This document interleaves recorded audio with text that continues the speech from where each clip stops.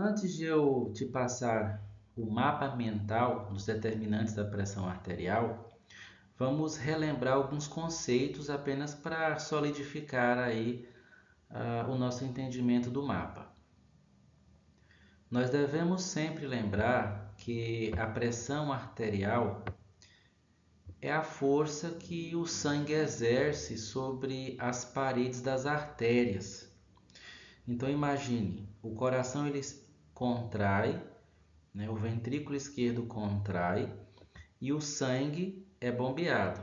A força que esse sangue exerce na parede interna da artéria é o que nós chamamos de pressão. Então, com base nisso, nós devemos pensar o seguinte: quanto maior o volume de sangue dentro da artéria, maior vai ser a força que esse sangue exerce na parede da artéria. Logo, a pressão vai ser maior. E quanto menor for o diâmetro do vaso, quanto mais apertado for esse vaso, mais força o sangue vai fazer na parede da artéria ou das arteríolas, e maior será a pressão. Então, a pressão arterial é a força que o sangue exerce sobre as paredes das artérias.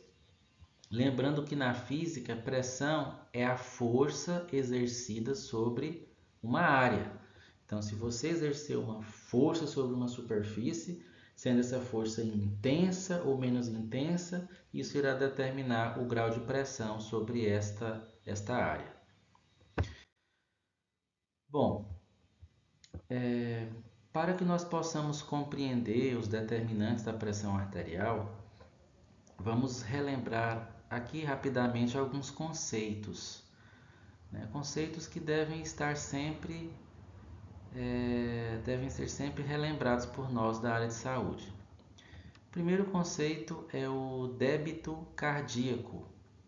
Imagine que quando você tem um débito, você tem que pagar aquilo, né? Então imagine que o débito cardíaco é o volume de sangue que o coração paga, mas ele paga por minuto. Então, débito cardíaco é o volume de sangue bombeado por minuto, ou seja, ml por minuto. Baseado nisso, nós também temos o volume sistólico, né? Cada contração ventricular ejeta um volume de sangue. Então, se nós isolarmos esse volume de sangue, nós temos o volume sistólico. Volume sistólico é o volume de sangue ejetado por batimento. Então, em cada batimento, o que sai é o volume sistólico. Se nós somarmos o volume sistólico durante 1 minuto, nós teremos o débito cardíaco, né? Lembra que o débito cardíaco é o volume de sangue por minuto. Se o volume sistólico é o volume de sangue a cada batida, logo, se eu somar o volume sistólico durante 1 minuto, eu terei o débito cardíaco. Logo, né, devemos pensar o seguinte: o débito cardíaco ele é o produto do volume sistólico. O volume sistólico durante 1 minuto gera o débito cardíaco. Outro conceito importante é o conceito de frequência cardíaca, que é o número de batimentos por minuto. Essa frequência cardíaca pode ser intensa, pode ser abaixo do normal, pode ser normal, mas enfim, frequência cardíaca é a quantidade de vezes que o coração bate por minuto. Outro conceito também relevante aqui é a resistência vascular periférica, que também é chamada de resistência vascular sistêmica, é RVP ou RVS. E o que seria essa resistência vascular periférica? É uma força de oposição ao fluxo de sangue que está sendo ejetado. Quando o ventrículo se contrai e o sangue é ejetado, dependendo do calibre das artérias ou arteríolas, né? Se as arteríolas estão mais abertas, o fluxo é mais fácil. Se as arteríolas ou os vasos estão mais fechados, o fluxo é mais difícil. Então, essa resistência por oclusão, né, por vasoconstrição imposta pelos vasos periféricos, é chamado de resistência vascular periférica. E toda vez que o ventrículo se contrai e o sangue é ejetado, o sangue tem que vencer a resistência vascular periférica, ou seja, tem que vencer a força de oposição imposta pelos vasos periféricos. Agora vamos para outro conceito, que é volume diastólico final. Bom, antes do coração contrair, ele relaxa, e esse relaxamento é chamado de diástole. Então, o ventrículo relaxa, ele faz a diástole para se encher de sangue. O volume de sangue contido no ventrículo ao final da diástole, ou seja, antes dele se contrair, é chamado de volume diastólico final. Então, volume diastólico final é o volume no ventrículo ao final da diástole, né, quando ele está relaxado ao máximo, ou seja, antes da contração. Se é um volume que está no ventrículo relaxado antes da contração, ele é chamado de pré-carga.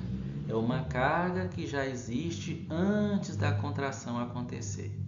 Então, o volume diastólico final é o volume contido no ventrículo quando o coração está relaxado ao máximo, e ele é chamado de pré-carga, porque é a carga imposta antes da contração acontecer. Contratilidade é a força da contração ventricular. Então, quanto maior a força, maior a contratilidade. Isso influencia o volume sistólico, porque se o ventrículo se contrai com mais força, isso vai influenciar o volume sistólico. E se você considerar isso durante 1 minuto, você vai também ter uma influência direta no débito cardíaco, que é o que o coração paga por minuto. Débito cardíaco é o volume ejetado por minuto. Volume sistólico é aquilo que o coração ejeta em cada batimento, em cada sístole. Retorno venoso é o volume de sangue venoso que retorna ao átrio direito. Depois que o coração, depois que o ventrículo esquerdo se contrai, ejeta sangue arterial por todo o corpo. Esse sangue vai ser distribuído, ele vai andar pelas artérias, arteríolas, capilares, e depois de ocorrer as trocas gasosas, as trocas de nutrientes, o fornecimento de nutrientes para as células, o recebimento de excretas metabólicas, nós vamos ter um sangue mais pobre em oxigênio, que é o sangue venoso. Diferente do sangue arterial, que tem a força da sístole ventricular para ejetar esse sangue por todo o corpo, o sangue venoso ele tem mais dificuldade de voltar, porque ele vai ter que vencer a gravidade. Então imagine, o sangue venoso vindo lá das pernas, por exemplo, ele vai ter que subir até o coração. Então, o retorno venoso é o volume de sangue venoso que retorna ao átrio direito. Então ele vai ter que vencer a gravidade. É uma pressão menor comparada com a pressão arterial, Eu digo, a pressão venosa é uma pressão menor comparada com a pressão arterial. Então, por quê? Porque o retorno venoso depende de outras forças, Diferente da pressão arterial, que tem muita influência direta ali do ímpeto de contração do coração. Pressão venosa, como eu já disse, é a força que impulsiona o sangue venoso em direção ao coração.